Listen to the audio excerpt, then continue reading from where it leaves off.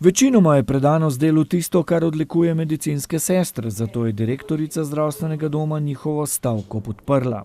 Nedostojno je, da so minimalne plače in plače redno zaposlenih v 5. tarifni razredu navzdol in navzgor tako nizke.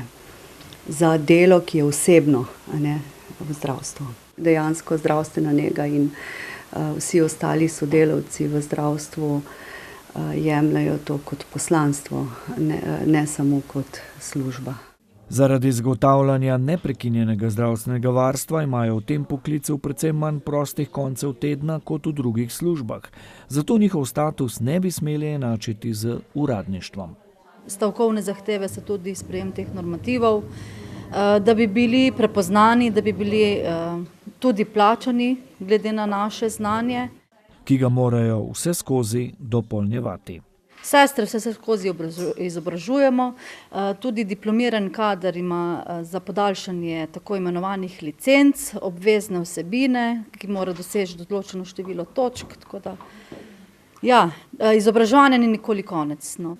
Zaradi jutranje opozorilne stavke pacienti niso bili prikrajšani. Strani urgence lahko povem, da mora biti poskrbljeno za starejše od 65 let, za otroke do 18. leta starosti in za vse nujne primere smo na razpolago. Skrbijo za zdravje drugih, njihovo pa je včasih ogroženo, ko jim, na primer, grozijo odvisniki ali ko se je treba v nemogočih vremenskih razmerah prebiti do pacienta.